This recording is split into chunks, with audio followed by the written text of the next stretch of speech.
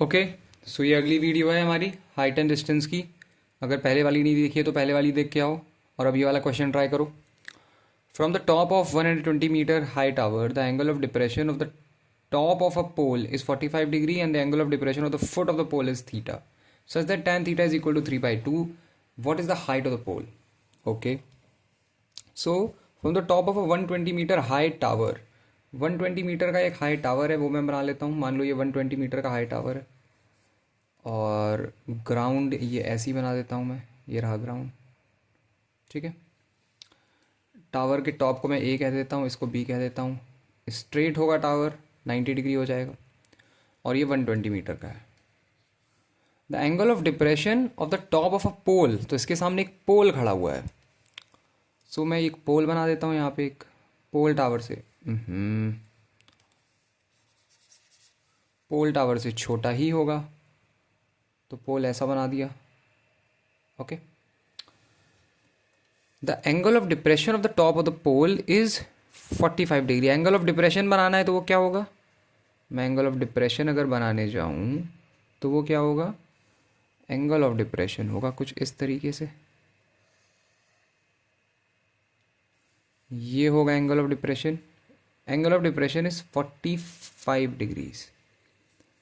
अगर ये 45 डिग्री है तो ये भी 45 डिग्री हो जाएगा।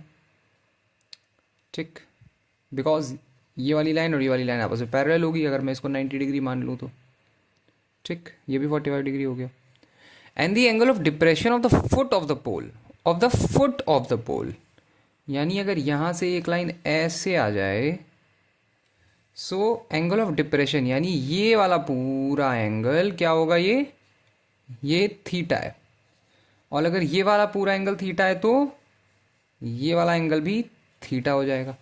कौन सी प्रॉपर्टी का मैंने यूज़ किया है एंगल्स की, जरा मुझे बताना कमेंट सेक्शन में, देखूं पढ़ाई वढ़ाई कर रहे हो या नहीं कर रहे हो। कौन सी प्रॉपर्टी का यूज़ किया है बताना। कौन सी वाली प्रॉपर्टी से ये वाला एंगल अगर थीटा है तो ये भी थीटा हो जाएगा, बताना।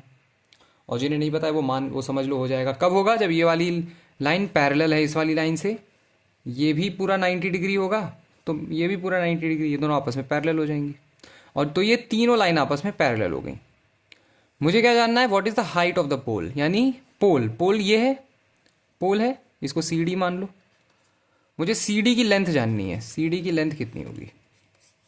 ओके, तो मैं क्या करूंगा, मैं सबसे पहले देखूंगा ट्राइंगल ए सी और इसको ई मान लो। Triangle A C E, in triangle A C E, triangle A C E, triangle A C E में क्या होगा, अगर मैं यहां पे ए सी ई लिखता हूं, ए सी ई, ये 45 डिग्री है, ये 90 डिग्री है। ठीक है, अगर ये x है तो ये 120 माइनस एक्स होगा। एक सेकेंड, हाँ, टावर ए भी पूरा 120 मीटर का था, ए ई को मैंने x ले लिया, ए ई एक्स हो गया। ट्राइंगल ए सी ई में tan ऑफ एंगल C यानी tan 45 डिग्री किसके बराबर होगा, tan थीटा हमेशा परपेंडिकुलर अपॉन हाइपोटेन्यूज होता है तो ये x अपॉन सी ई हो जाएगा। ठीक है, tan 45 डिग्री क्या होता है, 1 होता है, तो 1 is equal to X upon C E. तो सी ई की वैल्यू कितनी आ जाएगी, x के बराबर आ जाएगी। C E is equal to X हो गया, सी ई की वैल्यू x आ गई। अगर सी ई एक्स है तो बी डी भी x आ जाएगा, ये भी x आ गया, ये भी पूरा का पूरा x आ जाएगा। ठीक, अब क्या करें, अब ये वाला ट्राइंगल देखो, triangle A D B, triangle A B D, triangle A B D देखो जरा। ट्राइंगल ए बी डी, ये 90 डिग्री है, ये थीटा है, ये पूरा का पूरा 120 के बराबर है, ये x है। ठीक है, ये x है। इसमें tan थीटा, इस वाले ट्राइंगल में, in triangle A B D, इस वाले ट्राइंगल में tan थीटा कितने के बराबर होगा, tan थीटा होगा A B upon B D, A B upon B D के बराबर। सो tan थीटा कितने के बराबर हो जाएगा, tan थीटा की वैल्यू भी मुझे कुछ गिवन है, tan थीटा की वैल्यू गिवन है 3/2, यानी 3/2 किसके बराबर, ए बी क्या है 120 अपॉन बी डी है x, तो ये तो हो गया 40 और x is equal to 80। X की वैल्यू आ गई 80, B D is equal to 80, B D की वैल्यू आ गई 80, ठीक है। इसको मैं 80 लिख सकता हूँ एक्स की जगह, तो मैं एक्स की जगह इसको 80 लिख देता हूँ प्रॉपरली, ठीक से। ये 80 आ गया। तो भाई ये पूरा का पूरा 120 है, ये 80 है, देखो जरा, ये पूरा का पूरा 120 है, ये 80 है। तो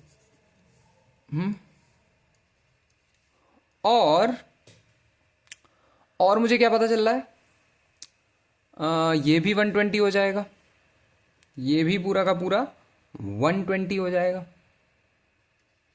ओके, ये 120 हो जाएगा। क्या मैं x की वैल्यू अब निकाल पा रहा हूँ? x सी के बराबर था, सी 120 हो गया, ये भी 120, एक सेकेंड, हाँ ये 80 हो, 80 होगा ना, ये 120 नहीं 80, सॉरी, ये 80 हो जाएगा, ये भी पूरा का पूरा 80 हो गया, ठीक। तो इस वाले ट्राइंगल में, ट्राइंगल ए सी ई में x की वैल्यू क्या आ गई? 80 आ गई। अगर इसकी वैल्यू 80 आ गई तो ये भी 80 है, मैंने प्रूफ किया था दोनों x और x हैं। ये 80 हो गया, ये भी 80 हो गया, ये भी 80 हो गया। ये क्या है? 120 माइनस एक्स यानी 120 माइनस 80, तो ये 40 हो गया, ये 40 हो गया, ये 40 हो गया, तो फिर ये भी 40 है, सी डी भी 40 है, C D is equal to B E है, तो ये भी 40, ये भी 40। इसका मतलब, और मुझे सी डी की लेंथ जाननी थी, सी डी की लेंथ आ गई 40, option D final answer, C D is equal to 40। समझ गए? समझ गए? अगला क्वेश्चन ट्राई करते हैं, चलो ये वाला ट्राई करो। The angle of elevation of the top of the tower from 2 points on the ground at distance 32 meters and 18 meter from its base and in the same are in the same straight line where they are complement. क्या लिखा हुआ है? The angle of elevation of the top of a tower from 2 points on the ground at a distance of 32 meter and 18 meter from its base, R होगा ये, R in the same straight line with its line with it are in the same straight line and are complementary, ठीक है। English खराब लिखी हुई है इसमें। The height of the tower is what? Tower की हाइट बताओ। The angle of elevation of the top of a tower, तो एक तो टावर बना लो पहले, ठीक, और ये कुछ ऐसा बना लो, ठीक है। ये हो गया टावर 90 डिग्री, टावर मान लो है A B. The angle of elevation of the tower from 2 points on the ground are 32 at a distance 32 metre and 18 metre. तो मान लो यहाँ पे एक है 32 मीटर पे, इसको सी मान लो, और यहाँ पे एक है 18 मीटर पे, इसको डी मान लो। ये 18 है बी डी और ये 32 है बी सी, 32 है, ठीक। तो इसको जब कनेक्ट करो, इसको कनेक्ट करोगे तो ये वाला एंगल कितना आएगा? ये वाला एंगल आएगा समथिंग लाइक थीटा, ये एक थीटा आएगा, थीटा मान लो इसको, और फिर इसको भी कनेक्ट कर लो, ए और डी को, ठीक। तो ये वाला एंगल कितना आएगा? अरे ये वाला एंगल आएगा अल्फा, ठीक। और अल्फा प्लस बीटा क्या है? कॉम्प्लीमेंट्री है, लिखा हुआ है and are complementary. Alpha plus theta complementary यानी 90 डिग्री है। तो ट्राइंगल ए डी सी में देखो, in triangle A C D alpha plus beta अगर, अल्फा प्लस थीटा अगर 90 डिग्री है तो ये कितना बचा? 90 बचा, ये भी 90 हो जाएगा, क्योंकि ट्राइंगल में तीनों एंगल का सम 180 होता है, तो ये 90 हो जाएगा। अब इस ट्राइंगल में एक प्रॉपर्टी लग जाएगी कि A B square is equal to B C into B D, यानी अगर ये वाला एंगल 90 डिग्री होता है, मैं प्रॉपर्टी यहां पे तुम्हें एक्सप्लेन कर देता हूं।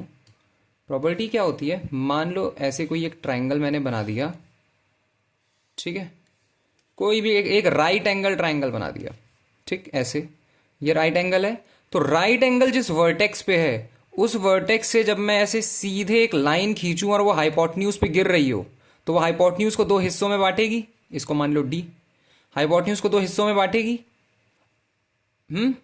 और इस तरीके से ये लाइन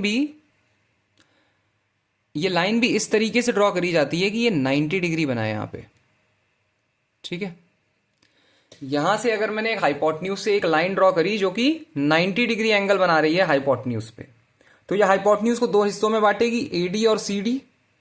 अगर कभी ऐसा हो तो एक प्रॉपर्टी तुम यूज कर सकते हो कि ये जो लाइन है जो हाइपोटेन्यूज पे 90 डिग्री बना रही है एंगल, उसका स्क्वायर यानी बीडी का square is equal to A D into C D हो जाता है। ठीक है, बीडी का square is equal to A D into C D, वही मैंने यहां पे यूज किया है। ए बी का square is equal to B C into B D. ठीक है, ए बी का square is equal to B C into B D. तो अगर इसको यूज करोगे, समझ गए ना, मैं इसको रब कर रहा हूं। अगर इसको यूज करोगे तो तुम्हें क्या मिल जाएगा, ए बी का square is equal to B C यानी 32 इंटू बी डी यानी 18। तो A B is equal to under root, ये होगा 2 to the power 5 into 2 into 3 to the power 2।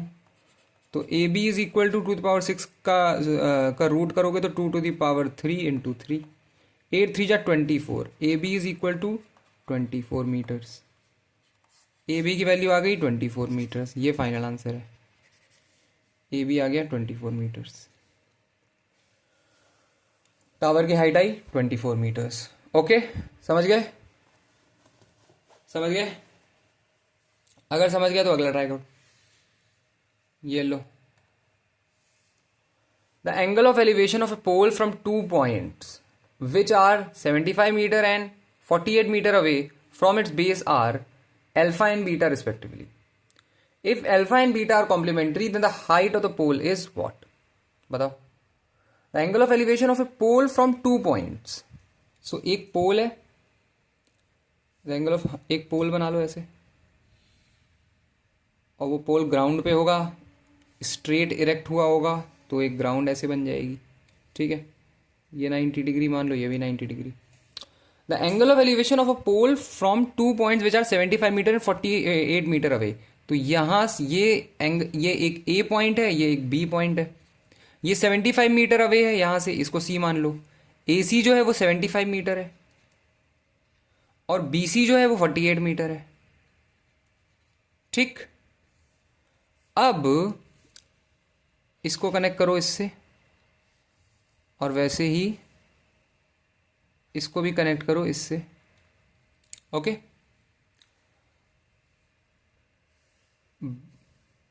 Away from its basis are alpha and beta, मतलब A, इसको D मान लो। ये जो एंगल बन रहा है ना, एंगल डी ए सी, ये कह रहा है कि ये अल्फा है, ये अल्फा है। और ये जो एंगल बन रहा है सी बी डी, इसके हिसाब से ये बीटा है, बीटा है।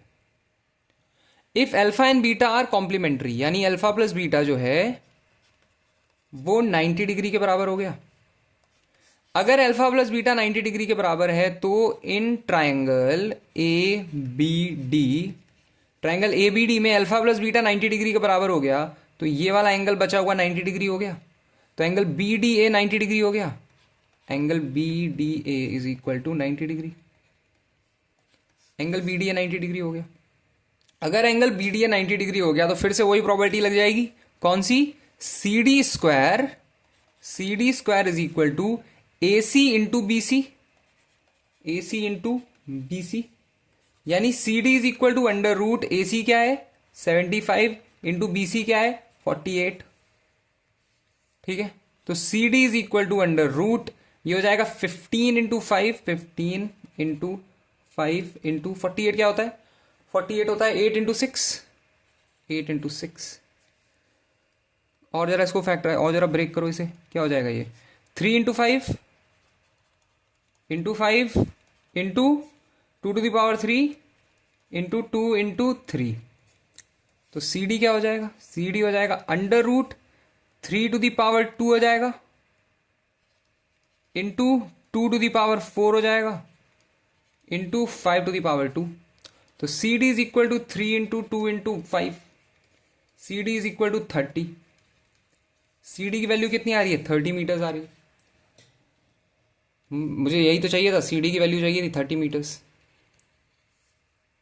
एक सेकेंड है, then the height of the pole is, क्या गलती कर दी, 60 आना, 60 आ रहा है। 3 × 2 स्क्वायर, अरे 2 स्क्वायर होगा ना, ये टू द पावर 4 है तो 4 का रूट करोगे तो स्क्वायर। हाँ रुको रुको रुको रुको, तो सी डी की वैल्यू आ जाएगी 3 × 4 12, 12 5 या 60 मीटर्स। Final answer 60 metre. कौन सा ऑप्शन है, ऑप्शन बी। ओके, समझ गए? अगर समझ गए तो एक और ट्राई करो, चलो ये वाला ट्राई करो। A pole stands vertically on a road which goes in north south direction. P Q R 2 points towards the north of the pole such that PQ is equal to B and the angle of elevation of the top of the pole at PQ are alpha and beta respectively. Then the height of the pole is what? बहुत अच्छा question है, बहुत अच्छा। A pole stands vertically on a road which goes north south direction. तो मान लो एक road north south direction जा रही है। अब मैं नॉर्थ साउथ ऐसे बिल्ड करूंगा तो पोल कैसे बिल्ड होगा, तो मान लो यही नॉर्थ साउथ डायरेक्शन है, ठीक है, मान लो ये नॉर्थ साउथ डायरेक्शन है, ऐसे जा रही है, और एक पोल है इस पे खड़ा हुआ, ऐसे एक पोल खड़ा हुआ है, ठीक है। इसको 90, ये 90 डिग्री होगा फिर। Okay, P and Q are points towards the north of the pole such that PQ is equal to B. तो P मैं कह रहा हूं यहां होगा और Q यहां होगा और इस तरफ नॉर्थ है, such that P Q is equal to B, मतलब इसकी पूरी लेंथ है जो पी क्यू की वो बी है, ठीक है। And the angle of elevation of the top of the pole at P and Q are alpha and beta. तो पी से जो एंगल बन रहा है वो अल्फा है, ये अल्फा है, और क्यू से जो एंगल बन रहा है वो बीटा है, ये बीटा है, ये बीटा है। मुझे क्या फाइंड करना है, द हाइट ऑफ द पोल, पोल की हाइट कितनी होगी। मैं इसको ए मान लेता हूं, इसको बी मान लेता हूं, ये पी है ये क्यू है, ठीक। सो अब इस ट्राइंगल ए बी पी में, in triangle A B P, triangle A B P में कॉट ऑफ एंगल पी यानी कॉट एल्फा क्या होगा, ये होगा B P upon A B, B P upon A B. क्यों, क्योंकि कॉट एंगल अल्फा हो जाएगा base upon perpendicular, B P upon A B. तो बीपी की वैल्यू आ जाएगी A B cot alpha, A B cot alpha, B P की वैल्यू आ गई ए बी कॉट अल्फा। उसी तरीके से ट्रायंगल ए बी क्यू में, in triangle A B Q, triangle A B Q में बना लो जरा ट्रायंगल ए बी क्यू पहले, ट्रायंगल ए बी क्यू, ये बीटा है, ये 90 डिग्री है, यहां पे कहीं पॉइंट P है, ये पूरा का पूरा ए बी कॉट अल्फा है, ए बी कॉट अल्फा, और ये क्या है, ये बी के बराबर है। तो ये पूरा का पूरा कितना हो गया, ये हो गया A B cot alpha plus B, और टेन बीटा कितना आ जाएगा, कॉट बीटा कितना आ जाएगा, कॉट बीटा ये आएगा बेस अपॉन परपेंडिकुलर, बेस कितना है A B cot alpha plus B upon perpendicular है ए बी, ठीक। सो यहां से A B cot alpha plus B की वैल्यू कितनी आ जाएगी, A B cot alpha plus B की वैल्यू हाँ, यहां से A B cot alpha plus B की वैल्यू कितनी आ जाएगी, या फिर एक काम करो, ए बी की वैल्यू निकाल लो सिर्फ और सिर्फ। यहाँ से भी ए बी की वैल्यू निकाल लो। मुझे एंड में वैल्यू किसकी चाहिए? मुझे एंड में वैल्यू चाहिए हाइट की ना, ए बी की वैल्यू चाहिए ना। तो यहाँ से जरा ए बी की वैल्यू निकाल डालो।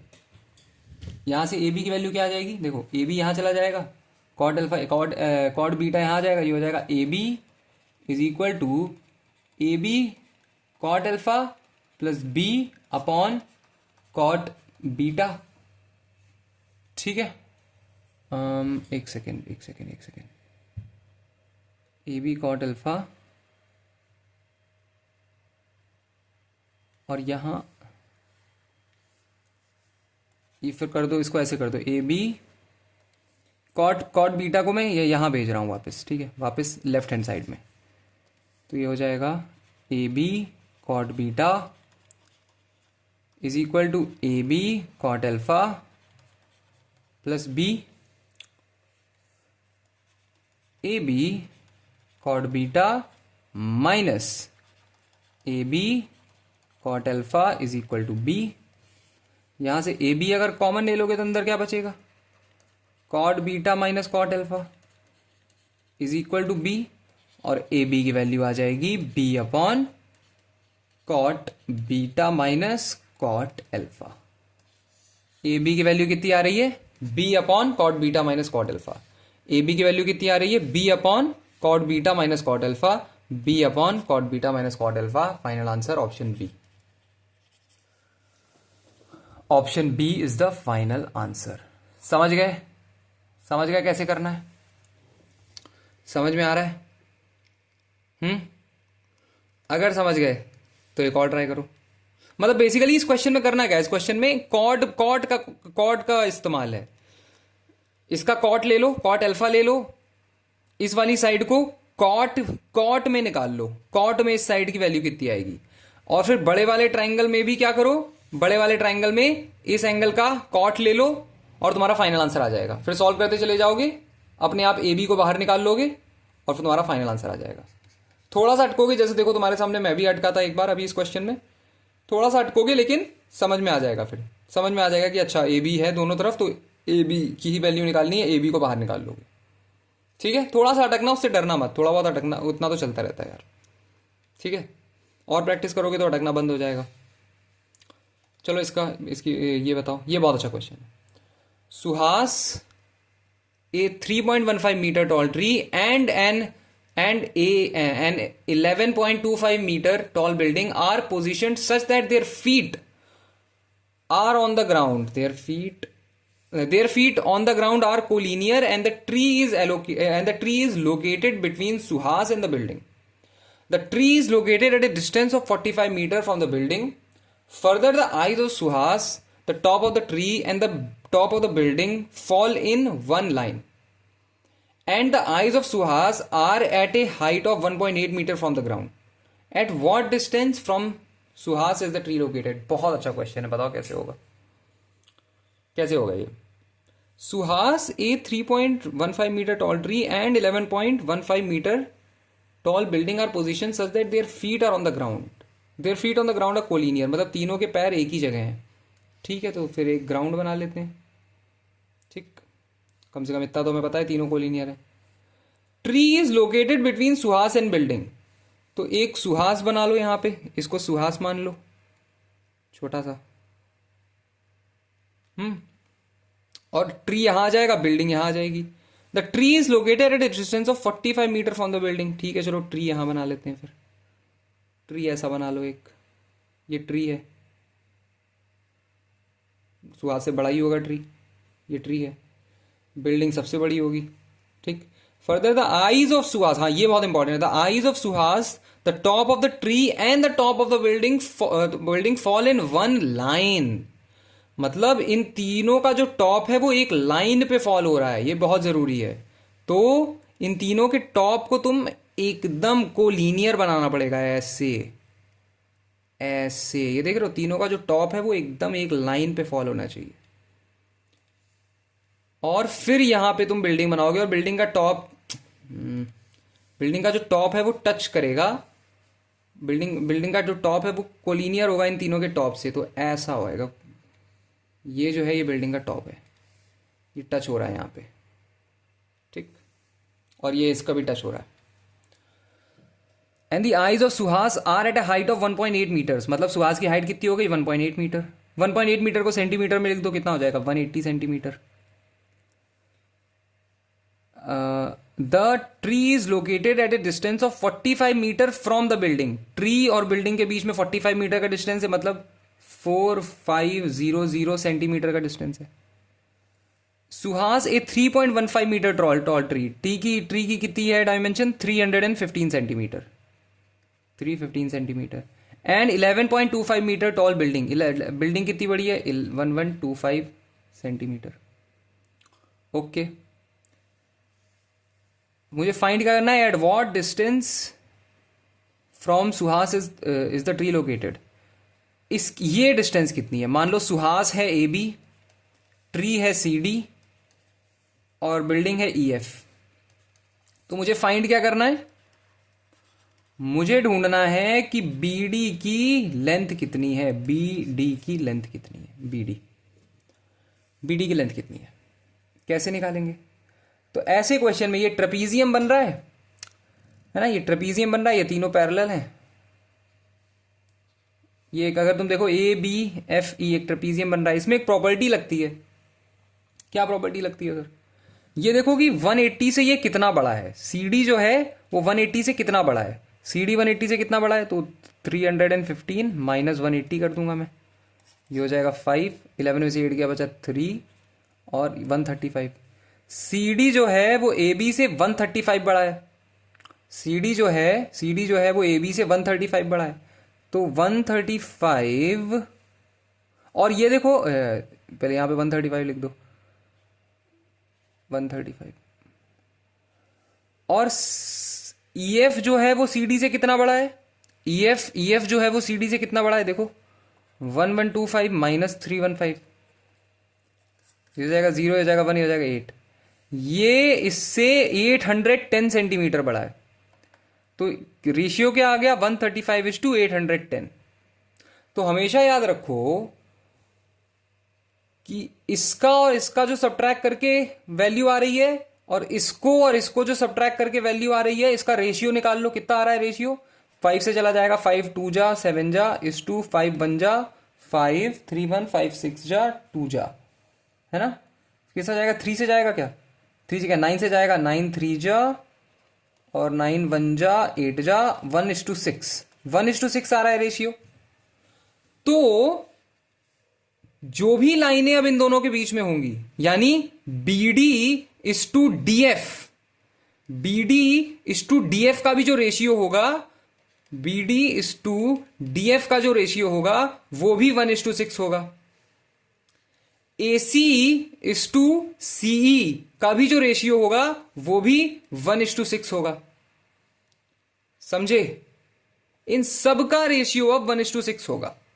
जो भी लाइन इसको ऐसे क्रॉस करके काटेंगी, इसको ऐसे क्रॉस करके काटेंगी, मान लो कोई भी एक रैंडम सी लाइन मैंने ऐसे यहां से ऐसे बना दी, कोई भी रैंडम सी लाइन स्ट्रेट लाइन, और इसको कह दिया x, इसको कह दिया y, इसको कह दिया z। मुझे पता है कि 315 इससे 180, 315 180 से 135 बड़ा है, और 1125 इससे 810 बड़ा है, और इन दोनों का इसका रेशियो कितना है, बड़े होने का रेशियो कितना है 1:6 है, 1:6 आ रहा है। तो XY इज टू YZ भी 1:6 आएगा, XY इज टू YZ भी 1:6 आएगा, समझ गए। हर लाइन जो इन दोनों के थ्रू पास होगी, तो इन दोनों को ऐसे काटेगी, क्रॉस करेगी, हर उस लाइन का रेशियो 1:6 आएगा। इसीलिए BD इज टू DF का भी जो रेशियो है वो 1:6 आएगा, वो 1:6 आएगा। 1:6 हमने फाइनल निकाला, ठीक है 1:6। अगर ये समझ रहे हो, अगर ये समझ पा रहे हो, तो ये बताओ 1:6 आना है। 6x की वैल्यू कितनी है 4500, 6x की वैल्यू कितनी है 4500, तो x की वैल्यू कितनी हो गई 4500 अपॉन 6, 6 7 जा 42, 5 जा 0 जा, तो x की वैल्यू कितनी हो गई 750, x की वैल्यू हो गई 750, तो ये हो जाएगा 750 सेंटीमीटर। 750 सेंटीमीटर यानी 7.5 metre. 7.5 metre. Final answer, final answer. समझ गए?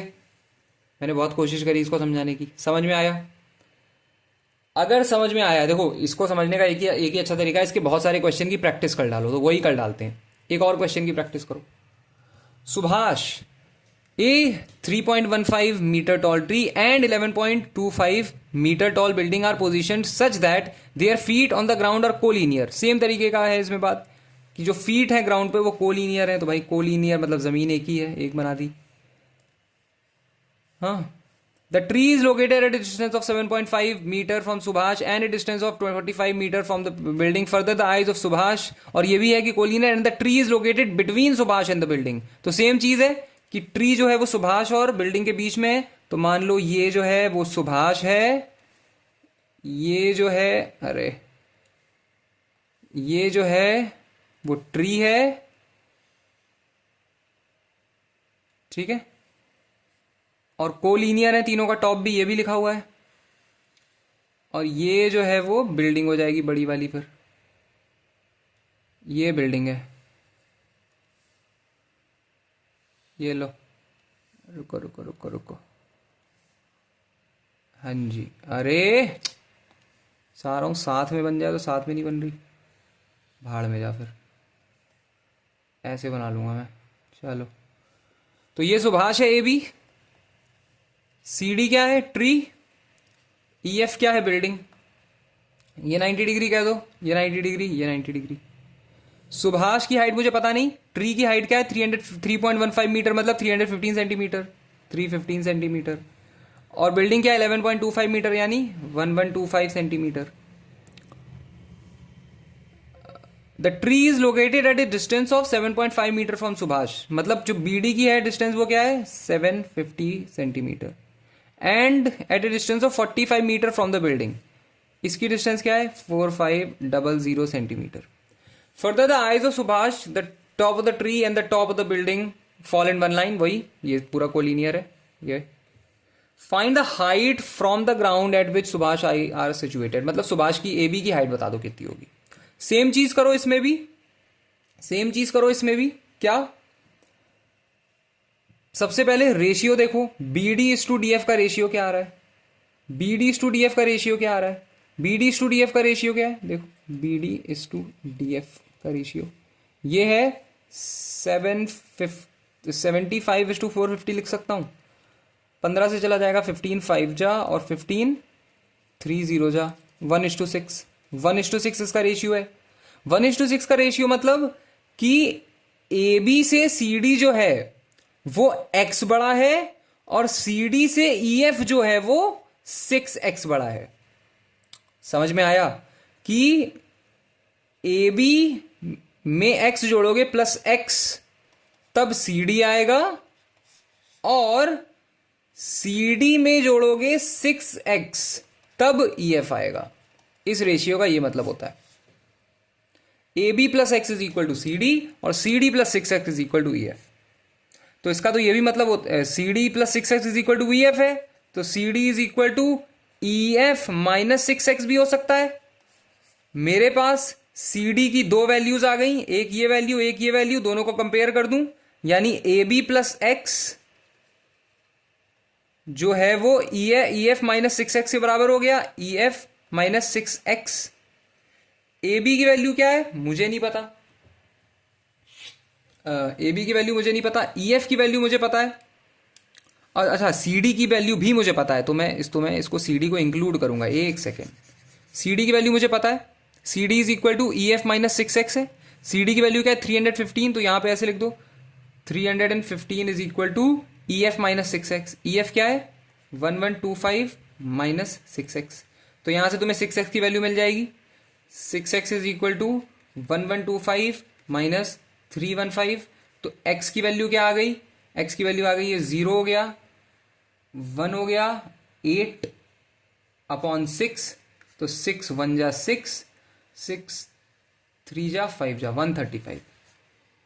x की वैल्यू आ गई 135। सी डी की वैल्यू क्या है A B plus x, A B plus 135, तो ए बी प्लस 135, देखो A B plus x is equal to C D, C D और सी डी की वैल्यू क्या है 315, 315। तो ऐसे यहाँ से तुम्हें ए बी की वैल्यू मिल जाएगी, 315 में से माइनस 135 क्या आ रही है, देखो ए बी की वैल्यू आ रही है 0, 11 में से 3 गया, 1 2 3 4 5 6 7 8 8, 180, 180 सेंटीमीटर, 1.8 मीटर्स, ये रहा आंसर। 180 क्या आ रहा था, 180 सेंटीमीटर आ रहा था, 180 सेंटीमीटर था क्योंकि हमने ऊपर सबको सेंटीमीटर में कन्वर्ट किया था, तो 180 centimetre is equal to 1.8 metres. Final answer 1.8। Okay, समझ गए, समझ में आ गया। ये क्वेश्चन बहुत ज़्यादा पूछा जाता है ट्रिग्नोमेट्री में, हाइट एंड डिस्टेंस में, नए तरीके, मतलब हाइट एंड डिस्टेंस कह लो या फिर ये ज्योमेट्री कह लो, है ना, उन दोनों के मिक्सचर का क्वेश्चन है। इसमें बेसिकली लॉज ऑफ सिमिलैरिटी लगते हैं, सिमिलैरिटी का बहुत आसान काम होता है, सिमिलैरिटी से ये क्वेश्चन किया जाता है। ठीक है, तो या इसको ट्रिग्नोमेट्री कह लो या ज्योमेट्री कह लो, जो तुम्हें अच्छा लगे, ये उसका क्वेश्चन है, हाइट एंड डिस्टेंस के अंडर ही आता है। समझ गए, हाइट एंड डिस्टेंस, सिमिलैरिटी, जैसे ही तुम्हें करना चाहे। मैं तो ऐसे ही करता हूँ और जल्दी हो जाता है। एक्सप्लेन कर रहा था इसलिए इतना टाइम लग रहा था, ऐसे तो जल्दी जल्दी में तो बहुत जल्दी हो जाएगा ये। चलो ये वाला करो फिर। Suhas, a 3.15 meter tall tree and a building are positioned such that their feet on the ground are collinear and a tree is located between Suhas and the building। Same चीज़ है। चलो भाई जल्दी जल्दी डायग्राम बना लो, टाइम मत लो। ये रहा, ठीक, ये हो जाएगा सुहास, ये हो जाएगा वो पेड़, ट्री, और ये हो जाएगी वो बिल्डिंग। कोलिनियर है इनके टॉप, हमें पता है, क्वेश्चन में लिखा हुआ है, तो कोलिनियर इनका टॉप बना दो। ठीक,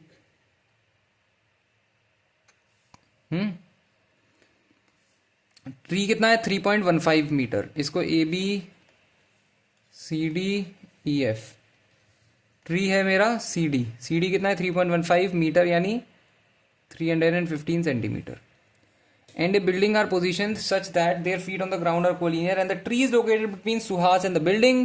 The tree is located at a distance of 7.5 meter from Suhas, मतलब इसकी distance 7.5 मतलब 750 meters, 750 centimetre, and at a distance of 45 meter from building, यानी ये हो गया 4500 centimetre. Further the eyes of Suhas, the top of the tree and the top of the building fall in the same line, हमने वही किया, same line. And the eyes of Suhas are at a height of 1.8 metre, मतलब A B की है कितनी 1.8 metre यानी 180 centimetre. Find the height of the building, building की height कितनी होगी, ई एफ की हाइट कितनी होगी, सेम तरीके से निकालो, सेम तरीके से निकाल डालो। क्या, सबसे पहले रेशियो देखो B D is to D E का, B D is to E D का रेशियो कितना आ रहा है 750 इज टू 4500, 0 0 चला गया, 15 5 जा 15 30 जा 1:6, 1:6 आ रहा है, यानी A B plus x, C D की वैल्यू क्या है, सी डी की एक तो वैल्यू हो गई ए बी प्लस एक्स और ई एफ की वैल्यू हो गई C D plus 6x। C D क्या है, सी डी है 315, सी डी है 315, पहली वाली इक्वेशन का इस्तेमाल कर रहा हूं, 315 is equal to A B 180 plus x, तो एक्स की वैल्यू कितनी आ गई 315 माइनस 180, एक्स की वैल्यू आ गई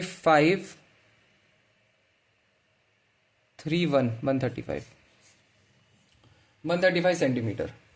मुझे क्या चाहिए, मुझे चाहिए height of the building, E F की वैल्यू क्या है, ई एफ की वैल्यू है सी डी यानी 315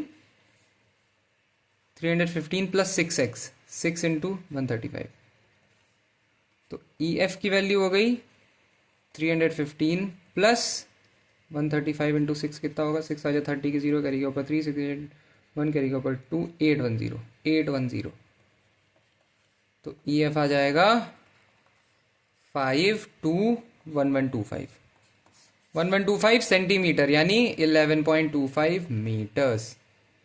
11.25 metres, option C final answer. एक ही तरीके के क्वेश्चन को कितनी तरीके से पूछा गया है एग्जाम में, देखो ये सारे के सारे PYQ हैं, सारे के सारे प्रीवियस ईयर क्वेश्चन। तो एक ही तरीके के क्वेश्चन को एक ही तरीके के नंबर्स लेके कितनी तरीके से पूछा गया है, कभी हाइट लड़के की पूछ ली, कभी ट्री की पूछ ली, कभी डिस्टेंस पूछ लिया, कभी बिल्डिंग की हाइट पूछ ली, कितना कुछ पूछा जा सकता है, एक ही तरीके का क्वेश्चन है।